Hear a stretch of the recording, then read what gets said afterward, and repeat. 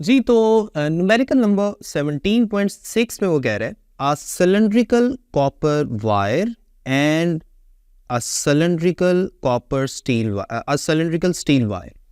यानी एक तो कॉपर की वायर है सिलिंड्रिकल शेप की, मोस्टली वायर्स की शेप ऐसी ही होती है। इसी तरह एक दूसरी सिलिंड्रिकल वायर है स्टील की। दोनों जो हैं उनकी ओरिजिनल लेंथ 1.5 मीटर थी, दोनों का ओरिजिनल डायमीटर था 2 millimetre. Are joined at one end to form a composite wire 3 metre long. इसका मतलब यह है कि उन दोनों वायर्स को इस तरह से ज्वाइन किया गया कि फर्ज कर लें एक ये वायर है और इसके साथ एक दूसरी वायर अटैच करके टोटल लेंथ कितनी बन गई 3 मीटर कंपोजिट वायर की, जो ज्वाइन करने के बाद बनी। इसको आगे चल के मैं फिगर बना के एक्सप्लेन करूंगा। The wire is loaded until its length becomes 3.003 metre. ये कंपोजिट वायर की फाइनल लेंथ है, ये कंपोजिट वायर की इनिशियल लेंथ है, और इन दोनों लेंथ्स में जो डिफरेंस है वो जाहिर बात है होगा चेंज इन लेंथ। ये भी आगे चल के हम देखते हैं। Calculate strain in copper wire. Strain in copper wire को मैं ई सी से जाहिर करूंगा, और स्ट्रेन इन स्टील वायर इसको मैं ई एस से जाहिर करूंगा। और साथ ही हमने इन दोनों वायर्स पे जो क्रॉस सेक्शनल एरिया पे फोर्स लगी है वो भी फाइंड करनी है। इस फोर्स को मैं एफ से जाहिर करूंगा। अब ये फोर्स कॉपर वायर की बात की जाए या स्टील वायर की बात की जाए, दोनों का एरिया ऑफ क्रॉस सेक्शन तो सेम है और दोनों पे फोर्स जो है वो बिल्कुल एक ही जैसी लगेगी क्योंकि क्रॉस सेक्शन पे लग रही है। ये भी आगे चल के मैं डायग्राम में समझाता हूँ। Young models of copper wire जिसको मैं वाई सी से जाहिर करूंगा ये भी गिवन है, और young models of steel wire जिसे मैं वाई एस से जाहिर करूंगा ये भी गिवन है। आगे चल के हम पहले तो डेटा लिख लेते हैं। डेटा में आपके पास क्या कुछ आ जाएगा जी। कॉपर वायर के लिए कॉपर वायर की जो इनिशियल लेंथ है इसे 1.5 मीटर मैंने एल सी से जाहिर कर दिया। कॉपर वायर का जो डायामीटर है दैट इज 2 मिलीमीटर, ये डायामीटर गिवन था यहाँ पे, इसको भी हमने डी सी से जाहिर कर दिया। सी फॉर कॉपर, मिलीमीटर में था तो मिली की जगह 10⁻³ लिख दिया। Young models of copper wire इसको मैंने वाई सी से जाहिर किया है, ये भी यहाँ पे मेंशन्ड है। अब हम स्ट्रेन इन कॉपर वायर ये हमने फाइंड करना है। अब मूव करते हैं स्टील वायर की तरफ। स्टील वायर में क्या कुछ है, लेंथ ऑफ स्टील वायर जो ओरिजिनल लेंथ थी, सारी बात है जितनी कॉपर वायर की लेंथ थी उतनी ही इसकी लेंथ थी, ये भी हमने लिख लिया 1.5 मीटर। जितना कॉपर का एरिया ऑफ क्रॉस सेक्शन था उतना ही एरिया ऑफ क्रॉस सेक्शन, यानी यहाँ पे डायमीटर की वैल्यू गिवन है, सेम डायमीटर है। और यंग्स मॉडुलस स्टील का वाई एस से जाहिर कर रहा हूँ 2 × 10⁻11। और यहाँ भी हमने फाइंड क्या करना है, elastic model strain in steel wire find करना है। और दूसरा हमने फाइंड करना है अप्लाइड फोर्स, अप्लाइड फोर्स की वैल्यू फाइंड करनी है। अब मैं थोड़ा सा आपको समझाने की कोशिश करता हूँ डायग्राम बना के, उसके बाद हम समझने के काबिल होंगे कि बेसिकली इस न्यूमेरिकल में वो क्या कह रहा है। देखिए फर्ज कर लें हमारे पास एक ये है, कोई सीलिंग है, कोई सपोर्ट है, इसके साथ हमने एक वायर सस्पेंड की हुई है। फर्ज कर ले ये कॉपर की वायर है, ये कॉपर की वायर है, ठीक है। दोनों का एरिया ऑफ क्रॉस सेक्शन बिल्कुल सेम है। इसी तरह इसके साथ हमने नीचे एक और वायर अटैच कर दी, सेम लेंथ और same area of cross section वाली, ये थी स्टील की वायर, राइट। अब दोनों का एरिया ऑफ क्रॉस सेक्शन बिल्कुल सेम है। अब दोनों का एरिया ऑफ क्रॉस सेक्शन अगर सेम है तो दोनों पे जब मैं यहां पर इस तरह से फोर्स लगा रहा हूँगा इस तरह से, तो दोनों पे जो फोर्स है वो एक ही अंदाज में एक्ट करेगी, यानी अप्लाइड फोर्स दोनों पे सेम अप्लाई की जा रही है, चाहे वो स्टील की वायर है चाहे कॉपर की वायर है। अब इन दोनों को मिला के जो वायर बन चुकी है ना, इससे हम बोलेंगे कंपोजिट वायर। ये कंपोजिट वायर कहाँ तक है, ये असल में ये सारी वायर जो है ये कंपोजिट वायर है, ठीक है। तो जब हमने एक वायर के क्रॉस सेक्शन पे फोर्स लगाई तो पूरी वायर की लेंथ में इजाफा हो जाएगा। कंपोजिट वायर की जो लेंथ है इसको लेट्स सपोज मैं इस वायर की लेंथ को मैं जाहिर कर लेता हूं कैपिटल एल से यहां तक। लेकिन जब आपने इस कंपोजिट वायर के साथ एक लोड सस्पेंड किया जिसको मैं F से जाहिर कर रहा हूँ, जिसकी वजह से फोर्स लग रही है, ये बेसिकली कोई ना कोई लोड है, तो जाहिर बात है इसका कोई ना कोई वेट होगा, यानी ये जो फोर्स है असल में वेट की फॉर्म में एक्ट कर रही है वर्टिकली डाउनवर्ड। इसके बाद कंपोजिट वायर की लेंथ में जो तब्दीली आई वो ये येलो कलर से मैं आपको शो कर रहा हूँ। अब कंपोजिट वायर की जो फाइनल लेंथ हो गई है उसको मैं यहाँ पे L प्राइम से जाहिर कर देता हूँ। ये कंपोजिट वायर की फाइनल लेंथ है। कंपोजिट वायर में जो लेंथ में तब्दीली आई है ये आपको येलो कलर वाला पार्ट नजर आ रहा है, इसे मैं डेल्टा L से जाहिर करूंगा। Delta L change in length of composite wire, जो टोटल वायर आपके पास थी। अब हम वैल्यूज वगैरह लिखते हैं, आपको उम्मीद करता हूं कि अब काफ़ी बेहतर समझ आ जाएगी जब हम one by one her point की बात करेंगे। ओके, सबसे पहले तो मैं कंपोजिट वायर की बात करने लगा हूं। यहां पे हम मेंशन करेंगे फॉर कंपोजिट वायर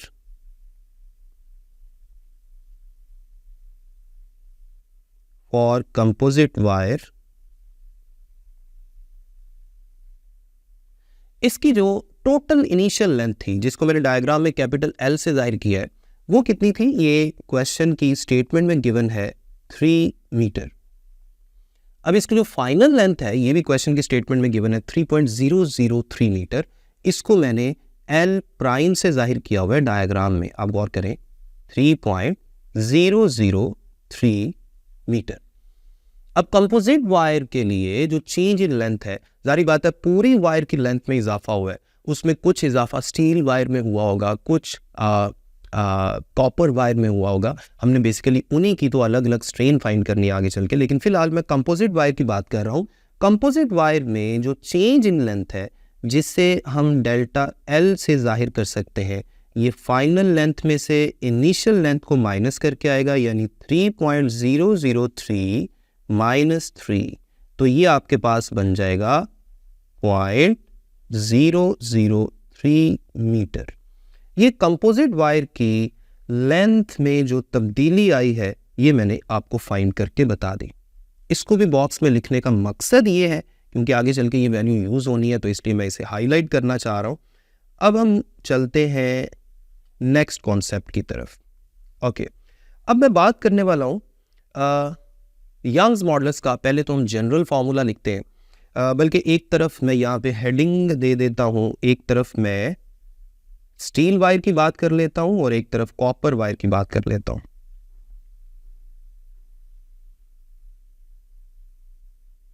ओके, यहां पे हम बात करेंगे कॉपर वायर की,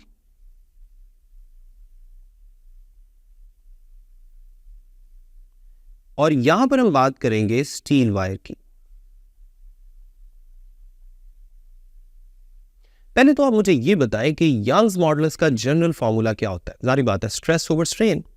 तो अगर मैं कॉपर वायर के लिए यंग्स मॉडुलस का फॉर्मूला लिखूंगा तो मैं लिखूंगा YC is equal to stress in copper wire divided by strain in copper wire. यहां से मेरे पास स्ट्रेस इन कॉपर वायर का फॉर्मूला आ जाएगा सिग्मा C की फॉर्म में। जब मैं EC को इधर ले जाके यंग मॉडुलस से मल्टीप्लाई करूंगा तो मेरे पास बन गया sigma C is equal to YC multiplied by EC। इसको भी मैं बॉक्स में इसलिए लिख रहा हूं क्योंकि इसने भी आगे चल के यूज होना है, राइट। अब हम दूसरी तरफ बात करेंगे स्टील वायर के लिए। स्टील वायर के लिए आप गौर करें, अगर मैं यंग्स मॉडुलस का फॉर्मूला लिखूं तो मैं उसे YS से जाहिर करूंगा क्योंकि स्टील वायर की बात हो रही है। Young modulus of steel is equal to stress in steel sigma S divided by strain in steel यानी ES। अब यहां भी हम क्या करेंगे, यहां भी ES को इधर ले जाके मल्टीप्लाई करेंगे तो मेरे पास सिग्मा S यानी स्ट्रेस इन स्टील वायर का फॉर्मूला आ जाएगा young modulus in steel wire YS multiplied by E in steel wire यानी ES। इसको भी मैं बॉक्स में लिख रहा हूं ताकि ये भी हमारे माइंड में रहे कि हमने ये एक इंपॉर्टेंट चीज फाइंड की हुई है। ओके जी, अब मैं एक और कॉन्सेप्ट आपको बताने लगा हूं, उसको आपने गौर से समझना है। और वो कॉन्सेप्ट ये है कि आप गौर करें, ये जो डायग्राम है, जो डायग्राम आपको यहाँ पे मैंने बना के समझाने की कोशिश की है, इस डायग्राम में कॉपर वायर, ये कॉपर वायर है और ये वाली जो है ये स्टील वायर है। इन दोनों वायर्स को हमने ज्वाइन किया और एक कंपोजिट वायर बनाई और हमने इनके जो एरिया ऑफ क्रॉस सेक्शन है वहाँ पे हमने इस तरह से फोर्स लगाई, एरिया ऑफ क्रॉस सेक्शन पे। अब ये जो फोर्स है वो चूंकि दोनों का एरिया ऑफ क्रॉस सेक्शन एक जैसा है, तो अगर मैं स्ट्रेस की वैल्यू लिखूंगा तो वो तो होता है force per unit area. Force जो है वो भी एक ही लग रही है और एरिया ऑफ क्रॉस सेक्शन भी दोनों का एक जैसा है।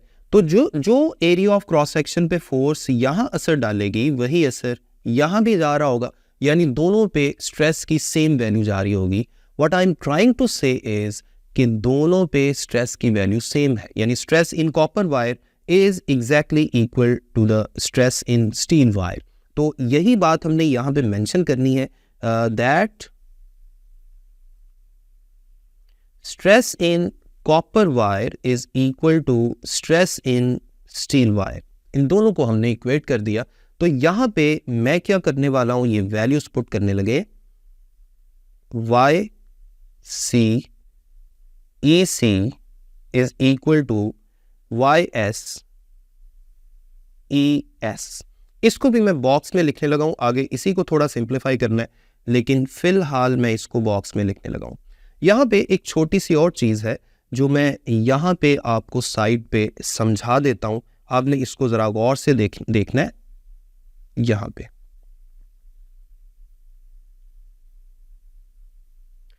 जी फर्ज कर लें जो कॉपर वायर में तब्दीली आई है, मैंने जैसे थोड़ी देर पहले आपको बताया कि टोटल जो कंपोजिट वायर है उसकी लेंथ में कंबाइंड जो चेंज आया है वो है डेल्टा एल, जो मैंने 0.003 मीटर ऊपर बॉक्स में लिखा हुआ है।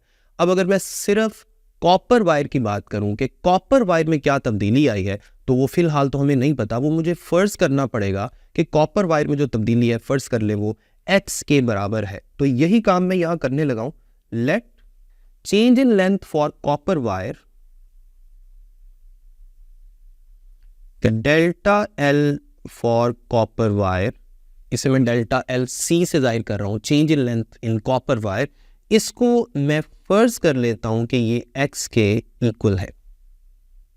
अब कंपोजिट वायर में टोटल जो चेंज इन लेंथ आया वो तो आया था 0.003, तो फिर जो स्टील की वायर है उसमें जो चेंज आया होगा जिसे मैं डेल्टा एल एस से जाहिर करूंगा वो क्या होना चाहिए। टोटल चेंज इन वायर कितना था, वो था यहां पे मैंने लिखा हुआ है 0.003 मीटर।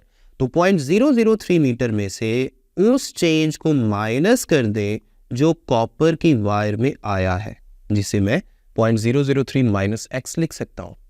तो ये आपके पास change in length for copper wire भी आ गया, change in length for steel wire भी आ गया। अब आगे चल के हमने सिर्फ और सिर्फ क्या करना है, हमने यहां वैल्यूज पुट करनी है। इस इक्वेशन को मैं इक्वेशन 2 कह रहा हूं और यहां पे जो मैंने सेट ऑफ इक्वेशंस लिखा है इसे मैं सेट नंबर 2 कह देता हूं। अब यहां इक्वेशन नंबर 1 में मुझे वही इक्वेशंस का सेट भी यूज करना है आगे चल के। अब मैं वाई एस की वैल्यू तो यहां पुट कर सकता हूं, लेकिन ई एस जो है इसका फॉर्मूला ओपन करके मुझे पहले लिखना पड़ेगा। वाई सी जो है ये एज इट इज मैंने लिख दिया जी। स्ट्रेन फॉर कॉपर वायर की जगह यानी ई सी की जगह मैं लिखूंगा change in length for copper wire यानी delta L C divided by original length for copper wire L C. इसी तरह दाईं तरफ अगर आप देखें तो दाईं तरफ young modulus for steel wire as it is हम लिखेंगे और स्ट्रेन फॉर स्टील वायर की जगह आप लिखेंगे change in length for steel wire divided by original length for steel wire. अब यहाँ पे हमने वैल्यूज पुट करनी है और हमारा काफ़ी कुछ सॉल्व हो जाएगा। वाई सी की जगह मैं पुट करूँगा, देखिएगा ज़रा गौर से। वाई सी यानी कॉपर वायर के लिए आप देखें यंग मॉडुलस की वैल्यू क्या गिवन है 1.2 मल्टीप्लाइड बाई 10⁻11। इसकी जगह हम लिख देंगे 1.2 मल्टीप्लाइड बाय 10⁻11। अब change in length for copper wire को हमने x से जाहिर किया हुआ है, ऊपर x आ गया। Original length for copper wire कितना था 1.5 मीटर इसी तरह राइट हैंड साइड पे यंग मॉडुलस फॉर स्टील कितना गिवन है? Young modulus for steel given है जी आपके पास 2 multiplied by 10 raise to power 11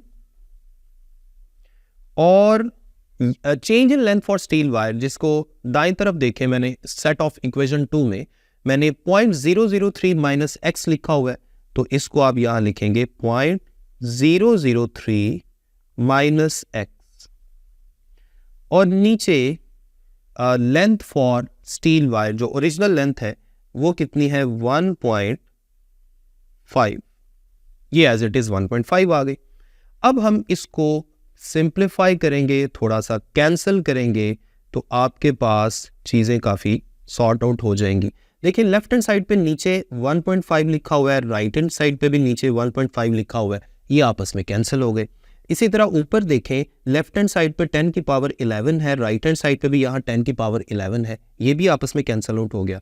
तो अब आप देखें मेरे पास चीज़ें काफ़ी सिंप्लीफाइड फॉर्म में आ गई हैं। अब मैं इनको थोड़ा सा यहाँ पे मेंशन कर लेता हूँ, देखिएगा ज़रा। अब देखिए लेफ्ट हैंड साइड पे मेरे पास है 1.2x और राइट हैंड साइड पे मेरे पास है 2 multiplied bye 0.003 minus x, 2 multiplied bye 0.003 minus x. ये मेरे पास इक्वेशन बन गई है। अब मैं अगले पेज पे जाके आपको थोड़ा मज़ीद इसके बारे में बता देता हूँ। हमारे पास वैल्यू थी 1.2x लेफ्ट हैंड साइड पे था और राइट हैंड साइड पे था 2 मल्टीप्लाइड बाय 0.003 माइनस एक्स। अब ऐसा करें, राइट हैंड साइड पे जो 2 है उसको अंदर मल्टीप्लाई कर दें, आपके पास बन जाएगा 0.006 माइनस 2x। अब लेफ्ट हैंड साइड पे आपके पास है 1.2x। ये जो राइट हैंड साइड पे 2x है इसे लेफ्ट हैंड साइड पे मूव करवा दें तो आपके पास बन जाएगा 1.2x plus 2x is equal to 0.006। अब आप देखें लेफ्ट हैंड साइड पे बन गया 3.2x और राइट हैंड साइड पे 0.006 एज इट इज है। अब 3.2 लेफ्ट हैंड साइड पे मल्टीप्लाई हो रहा है तो राइट हैंड साइड पे ये डिवाइड होगा, किस तरह से 0.006 डिवाइडेड बाय 3.2। तो इस तरह से इसको जब आप रेशो लेंगे इसकी तो आपके पास आंसर आएगा 0.001875 मीटर। ये आपके पास x यानी जो चेंज इन लेंथ हमने कॉपर वायर में फर्ज की थी वो आ गई। इसको मैं बॉक्स में लिख देता हूं। आपको याद होगा इसे ही तो हमने change in length for copper wire कहा था, यानी डेल्टा LC कहा था। 1875 यानी जो x है इसे ही मैं डेल्टा LC भी कह सकता हूं। यहाँ पे हम थोड़ी पार्टीशन कर लेते हैं ताकि आपके लिए नेक्स्ट जो कैलकुलेशन है वो थोड़ी इजी हो जाए। ओके जी, अब काम थोड़ा रह गया, मेजर काम हमारा हो गया। मुझे लग रहा है कि ये न्यूमेरिकल थोड़ा लेंथी हो गया, लेकिन न्यूमेरिकल है ही थोड़ा सा लेंथी, तो इसमें थोड़ा सा आपको पेशेंस के साथ देखना पड़ेगा। अब हम सबसे पहले बात करने लगे कॉपर वायर की स्ट्रेन की वैल्यू। यहाँ पे बात कर रहा हूँ कॉपर वायर के लिए। कॉपर वायर में जो स्ट्रेन है उसे हमने EC से जाहिर किया था और ये किसके इक्वल है? Change in length for copper wire divided by original length for copper wire. Change in length for copper wire, अभी ऊपर बॉक्स में आप देखें मैंने क्या लिखा हुआ है, 0.001875 ये हमारे पास change in length for copper wire आ गया। और नीचे original length for copper wire कितना था? वो तो 1.5 था। आपको याद होगा दोनों वायर जो हैं, चाहे वो कॉपर की है चाहे स्टील की है, दोनों की ओरिजिनल लेंथ 1.5 ही थी। इनकी जब आप रेशो लेंगे तो आपके पास फाइनल आंसर आएगा 1.25 मल्टीप्लाइड बाय 10⁻³ और जैसे पहले हम बात कर चुके हैं कि स्ट्रेन का कोई यूनिट नहीं होता, तो आपके पास कॉपर वायर की स्ट्रेन की वैल्यू आ गई। ओके, अब हमने स्ट्रेन फाइंड करनी है स्टील वायर के लिए, तो यहाँ पे मैं लिख देता हूँ for steel wire. Steel wire के लिए स्ट्रेन का फॉर्मूला तो सिंपल वही होता है, E is equal to change in length divided by original length, लेकिन चूंकि स्टील वायर की बात हो रही है तो नीचे S लगाएंगे। यहाँ पे change in length for steel wire यानी delta LS divided by original length for steel wire. आपको याद होगा पिछले पेज पे हमने क्या किया था, change in length for steel wire को क्या कहा था कि वो 0.003 -x के बराबर है, और ओरिजिनल लेंथ को मैं LS लिख देता हूँ। अब आप x की वैल्यू यहाँ पुट कर दें, ये बन जाएगा 0.003 माइनस x की वैल्यू क्या है 0.001875, ये x की वैल्यू हमने लिख दी, और original length for steel wire भी वही थी, दैट इज 1.5 मीटर। जब आप इनको सिंप्लीफाई करेंगे तो आपका आंसर आएगा 7.5 मल्टीप्लाइड बाय 10⁻⁻⁴। ये आपके पास स्टील वायर के लिए स्ट्रेन की वैल्यू आ गई। अब आखिरी चीज जो हमसे उसने पूछी थी, आपको याद होगा अभी थोड़ी देर पहले मैंने आपको बताया कि चाहे कॉपर वायर की स्ट्रेस है चाहे स्टील वायर की स्ट्रेस है, दोनों बिल्कुल सेम है। अब मैं फोर्स निकालने वाला हूं, तो चाहे फोर्स की वैल्यू आप कॉपर वायर की स्ट्रेस का फॉर्मूला लिख के निकाल लें या स्टील वायर की स्ट्रेस का फॉर्मूला लिख के निकाल लें, आंसर सेम आएगा। तो मैं ऐसा करता हूं, मैं कॉपर वायर की स्ट्रेस का फॉर्मूला लिख के फोर्स का आंसर निकाल लेता हूं। मैं यहाँ पे ये लिख देता हूँ F is equal to question mark, ताकि आपको समझ आ जाए कि ये जो काम हम करने लगे हैं ये फोर्स निकालने के लिए करने लगे हैं। तो स्ट्रेस फॉर कॉपर वायर का फॉर्मूला क्या था, force per unit area, area कितना था πr², अब πr² लेफ्ट हैंड साइड पे मल्टीप्लाई होगा, तो फोर्स का फॉर्मूला क्या बन जाएगा σc मल्टीप्लाइड बाय πr², और जब आप रेडियस की जगह डायामीटर पुट करेंगे, क्योंकि हमें उसने डायामीटर की वैल्यू बताई हुई है, तो फिर आपके पास फोर्स का फॉर्मूला बन जाएगा F is equal to σc as it is मैंने लिख दिया, पाई रेडियस की जगह अब आप लिखेंगे d/2, तो उसका तो स्क्वायर है, स्क्वायर को ओपन करेंगे तो σc multiplied by pi d² divided by 4। जी, तो ये आपके पास फिलहाल फोर्स का फॉर्मूला बन गया है, लेकिन यहाँ पे σc जो है ये हमें तंग कर रहा है, क्योंकि σc यानी स्ट्रेस फॉर कॉपर वायर की वैल्यू हमें नहीं पता। तो मैं ऐसा करता हूँ, मैं इसको बॉक्स में लिखता हूँ ताकि इसकी जगह हम कुछ और पुट कर सकें। ओके जी, तो अब मैं एक काम करने लगा हूँ, young modulus for copper wire का फॉर्मूला लिखते हैं। जरा देखिएगा, young modulus for copper wire को क्या हम ऐसे लिख सकते हैं, σc डिवाइडेड बाय EC यानी stress for copper wire divided by strain for copper wire, और ये हम पहले भी कर चुके हैं, आपको याद होगा पिछले पेज पे हमने ये लिखा था। या फिर इसको अगर इधर ले जाके मल्टीप्लाई कर दें तो आपके पास σc जो है ये इक्वल आ जाता है YC मल्टीप्लाइड बाय EC। अब ये जो है ना, इसे आप पुट कर दें ऊपर वाली इक्वेशन में, σc की जगह आप पुट कर देंगे। मैं आपको हाईलाइट करके दिखा देता हूँ, σc को आपने यहाँ पे पुट कर देना है। यहाँ आप क्या पुट करेंगे, ये वैल्यू पुट करेंगे, ठीक है। तो ये मैं पुट करके अब आपको फाइनल दिखा देता हूँ, एंड पे हम वैल्यूज पुट कर लेंगे और हमारा फोर्स का आंसर आ जाएगा। देखिए फोर्स आपके पास बन जाएगी, σc की जगह मैंने लिखा YC into EC multiplied by pi d² divided by 4।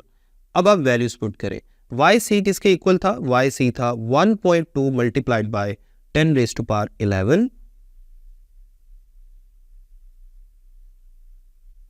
EC यानी स्ट्रेन इन कॉपर वायर अभी अभी हमने निकाला यहाँ 1.25 इंटू 10⁻³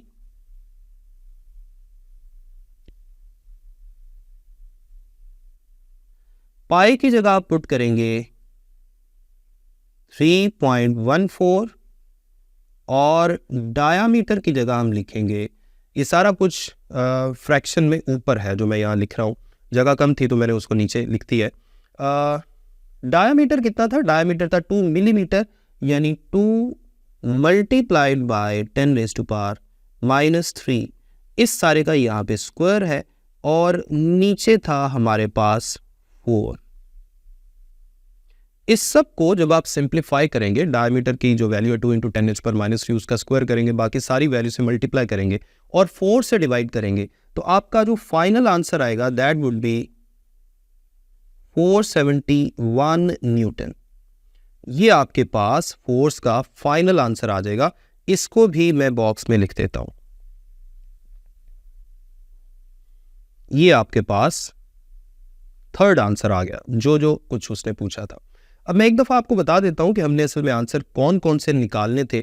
हमने आंसर निकालने थे जी strain energy in copper wire, ये वाला आंसर निकालना था। फिर हमने आंसर निकाला स्ट्रेन इन स्टील वायर, पहले हमने स्ट्रेन इन कॉपर वायर निकाला, फिर स्ट्रेन इन स्टील वायर निकाला और फाइनली हमने तीसरा आंसर निकाला फोर्स अप्लाइड, जो हमने एरिया ऑफ क्रॉस सेक्शन पे फोर्स अप्लाई की है। उम्मीद करता हूँ इसकी बहुत अच्छी समझ आ गई होगी। ये न्यूमेरिकल बहुत ज़्यादा लेंथी हो गया, अगर आप इसको एक दफ़ा देखें, हो सकता है आपको थोड़ी चीज़ें कंफ्यूज करें, तो आप इसको दूसरी दफ़ा ज़रूर देखें ताकि आपको क्लियर हो। उम्मीद करता हूँ अपना ख्याल रखेंगे, मुझे अपनी दुआ में याद रखेंगे। अगले लेक्चर तक अल्लाह हाफिज़।